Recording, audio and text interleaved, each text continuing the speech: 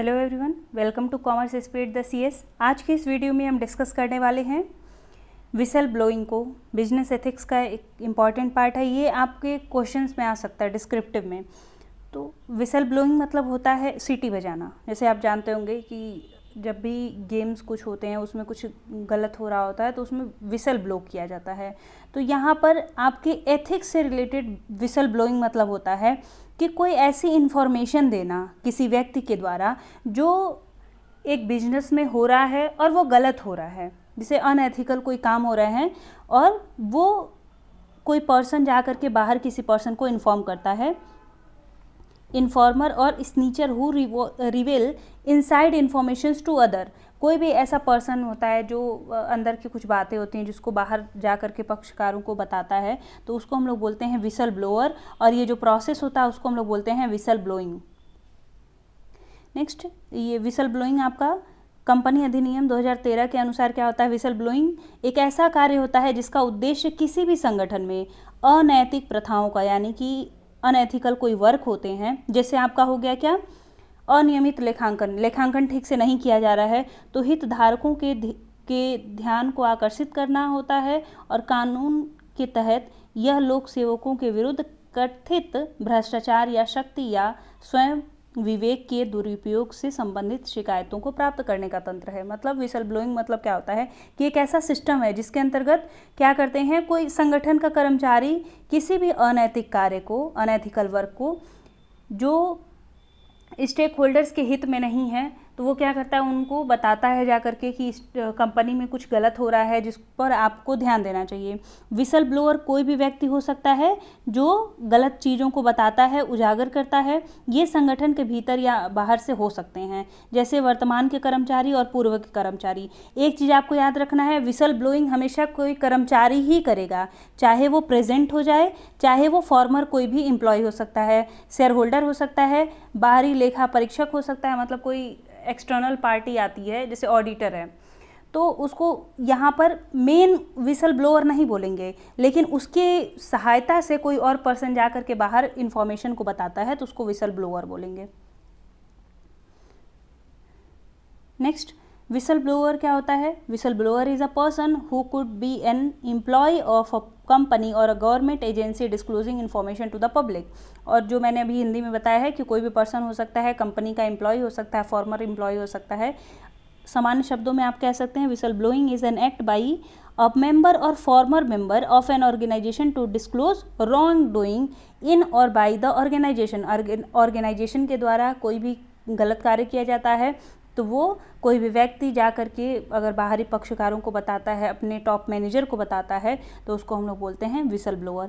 इससे सबसे famous case है आपका सत्येंद्र कुमार दुबे का केस, विसल ब्लोइंग से संबंधित। अभी आगे मैं उसको एक्सप्लेन कर दूंगी। विसल ब्लोइंग के कुछ विशेषताएं हैं। सबसे पहला, विसल ब्लोइंग होने के लिए जारी करने के लिए वास्तविक जानकारी होनी चाहिए। ये तो हिंदी में थोड़ा सा अलग हो चुका है ट्रांसलेशन इसका। विसल ब्लोइंग जारी करने के लिए वास्तविक जानकारी होनी चाहिए, मतलब अगर विसल ब्लो हो रहा है तो वो रियल इन्फॉर्मेशन से ही होना चाहिए, मतलब फेक न्यूज नहीं होनी चाहिए वो। नेक्स्ट है, the information is an evident of wrong doing. मतलब अगर आप कोई सूचना दे रहे हैं तो उसका कोई ना कोई प्रमाण भी होना चाहिए, कोई प्रूफ भी होना चाहिए।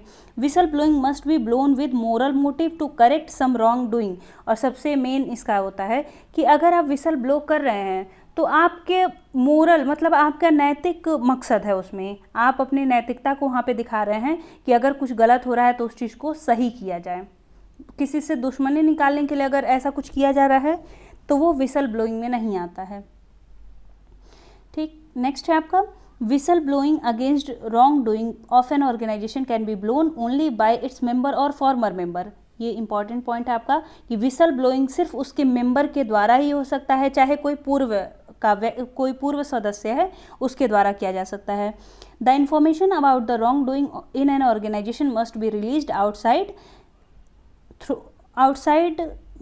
Through normal channel of communication prescribed by the organisation. यानी कि कोई भी रॉन्ग डूइंग होती है उसकी इन्फॉर्मेशन अगर बाहर लीक की जाती है, बताई जाती है, तो वो हमेशा कैसे होना चाहिए, जो कम्युनिकेशन का सामान्य चैनल है उसके माध्यम से ही होना चाहिए। Information about wrong doing must be release voluntarily. मतलब स्वेच्छा से ये होना चाहिए, किसी के दबाव में नहीं होना चाहिए। विसल ब्लोइंग हमेशा हमारे नैतिक कर्तव्यों को दिखाता है।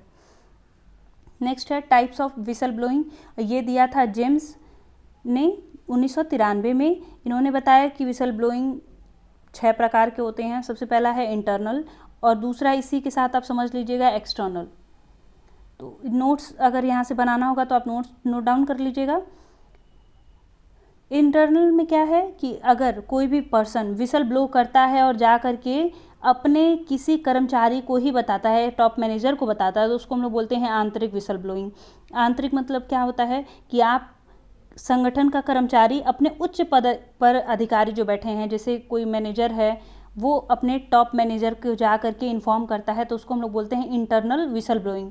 वहीं पर जब आप एक्सटर्नल विसल ब्लोइंग की बात करेंगे तो उसमें क्या होता है कि कोई कर्मचारी इन्फॉर्मेशन किसको देगा, वो किसी बाहरी पक्षकार को इन्फॉर्मेशन देता है, जैसे मीडिया को जा करके बताना, तो वो किस में आएगा आपका एक्सटर्नल विसल ब्लोइंग में। नेक्स्ट होता है एलुमनाई। एलुमनाई मतलब क्या है कि फॉर्मर एम्प्लॉय, मतलब कोई भी एम्प्लॉय जो अभी कंपनी से निकल चुका है लेकिन उसको पता है कि कंपनी में कुछ गलत हो रहा है, तो उसको हम लोग बोलते हैं एलुमनाई।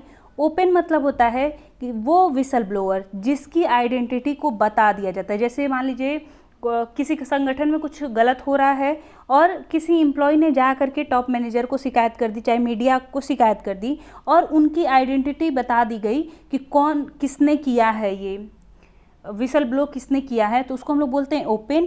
और एक होता है एनोनिमस। एनोनिमस मतलब होता है कि जहाँ पर विसल ब्लोअर के आइडेंटिटी को नहीं बताया जाता है, उसकी पहचान को उजागर नहीं किया जाता है।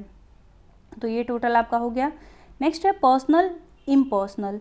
पर्सनल मतलब होता है कि जब कोई किसी गलत काम से किसी का व्यक्तिगत नुकसान होता है, तो उसको हम लोग बोलते हैं पर्सनल विसल ब्लोइंग। मतलब आपको पता है कि इस गलत काम से किसी एक पर्टिकुलर पर्सन को नुकसान होने वाला है और उससे रिलेटेड आप जा करके विसल ब्लो करते हैं, तो उसको हम लोग बोलते हैं पर्सनल। इम्पर्सनल मतलब क्या है कि वो सबसे रिलेट कर रहा है, मतलब सोसाइटी में कुछ गलत हो रहा है, कोई ऐसा प्रोडक्ट बन रहा है जिसका प्रयोग सब लोग कर रहे हैं, तो सबसे रिलेटेड है, तो वो इम्पर्सनल है, किसी एक पर्टिकुलर पर्सन से रिलेटेड नहीं है। तो इम्पर्सनल होता है गवर्नमेंट और कॉरपोरेट। गवर्नमेंट मतलब क्या होता है, जब सरकार से संबंधित कोई सूचना है, कोई अनएथिकल काम है जिसको बताया जा रहा है, तो उसको हम लोग बोलते हैं गवर्नमेंट विसल ब्लोअर या विसल ब्लोइंग।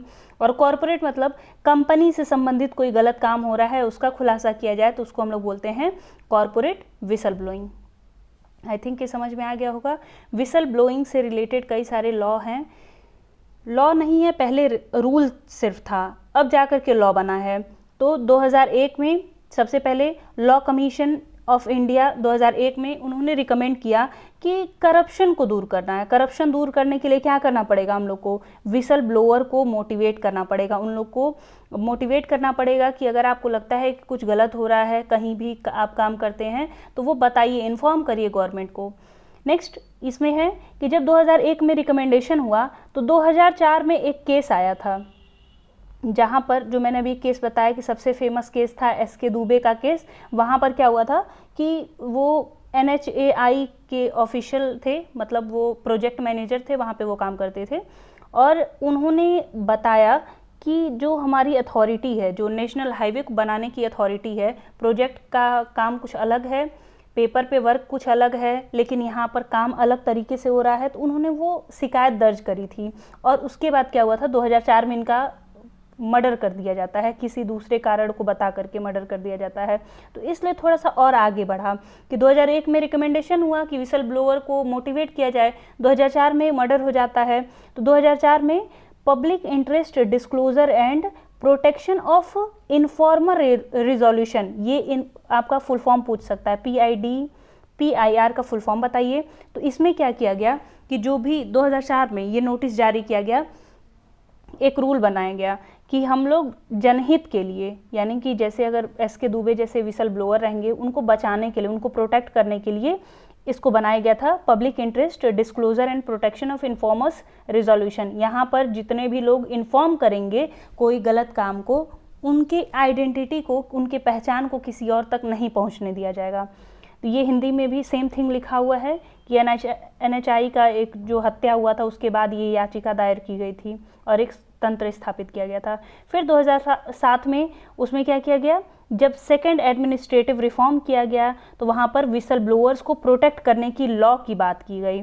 फिर वही चीज़ 2011 में फिर से क्या किया गया, जो प्रोटेक्शन एक्ट था उसको प्रपोज किया गया और फाइनली 2014 में एक लॉ बन के तैयार हुआ जिसका नाम था विसल ब्लोअर प्रोटेक्शन एक्ट 2014 में, कंपनी अधिनियम 2013 में इसको रखा गया है। नेक्स्ट कुछ की हाइलाइट्स हैं आपके 2000 से related, whistle blower protection act 2014 से रिलेटेड। इसमें क्या है कि अगर कोई भी व्यक्ति है तो वो कंप्लेन करना चाहता है किसी भी अनएथिकल वर्क से रिलेटेड, तो वो आराम से वो कंप्लेन कर सकता है और ये जो एक्ट बनाया गया है उसमें क्या किया जाएगा, उसका निवारण करने की कोशिश किया जाएगा। दूसरा ये भी बताता है कि अगर आप किसी के भी बारे में कंप्लेन करना चाहते हैं तो आप एकदम जा कर के कर्मचारी के सामने, जो भी वहाँ पे बैठे हुए ऑफिसर्स हैं उनके सामने आप जा कर के उस जानकारी को बता सकते हैं, उसका खुलासा आप कर सकते हैं। नेक्स्ट होता है कि जो मैक्सिमम टाइम पीरियड है वो कितना होना चाहिए, 7 साल का। जैसे अगर 2014 में कंप्लेन करनी थी हमको, 2014 में नहीं कर पाए तो मैक्सिमम कहाँ तक जा सकते हैं, 2021 से पहले मुझे कंप्लेन करनी है अगर कोई गलत काम हुआ है तो। नेक्स्ट है, इसमें एग्जेम्पशन दिया गया है कि अगर special protection group personal and officers से रिलेटेड कोई भी पर्सन है तो उनसे रिलेटेड विसल ब्लोइंग नहीं होती है, ये छूट दिया गया है अधिनियम विशेष सुरक्षा समूह अधिनियम में। नेक्स्ट है पेनल्टी, अगर कोई भी पर्सन चाहे गलती से चाहे अपनी लापरवाही से उस विसल ब्लोअर का जिसने भी कंप्लेन किया है उसकी पहचान को उजागर कर देता है तो उसको 3 साल तक की सज़ा और 50,000 रुपये तक का फाइन लग सकता है। नेक्स्ट है 2014 में कि एनुअल रिपोर्ट प्रेजेंट करनी होती है हर साल कि आपने उस शिकायत से रिलेटेड कितना प्रोग्रेस किया है, ऑफिसर ने उसका जांच पड़ताल किया है कि नहीं किया है, और सेंट्रल या फिर स्टेट गवर्नमेंट को वो सारी की सारी रिपोर्ट्स देनी होती हैं। ये आपका हिंदी में लिखा हुआ है। और सबसे लास्ट में है the whistle blower act overrides the official secret act 1923, 1923 में जो एक्ट बनाया हुआ है गोपनीयता अधिनियम, उसको वो ओवरराइड करता है। इसका मतलब क्या है कि अगर आप चाहते हैं किसी की कंप्लेन करना, किसी से संबंधित कोई शिकायत है तो आप आसानी से कर सकते हैं। यहाँ पे ये ख़त्म होता है। ये मैंने थोड़ा क्विक बनाया है ताकि बस आपको समझ में आ जाए। ये 5 नंबर में आपका आ सकता है थ्योरी से रिलेटेड, क्योंकि एक बहुत ही छोटा सा टॉपिक है आपका। आपको पता होना चाहिए विसल ब्लोइंग क्या होता है, विसल ब्लोइंग के टाइप क्या हैं, क्या एक्ट है और उस एक्ट में क्या है। आई थिंक आपको समझ में आया हो। कोई डाउट होगा तो पूछ लीजिएगा। मिलते हैं नेक्स्ट वीडियो में। धन्यवाद।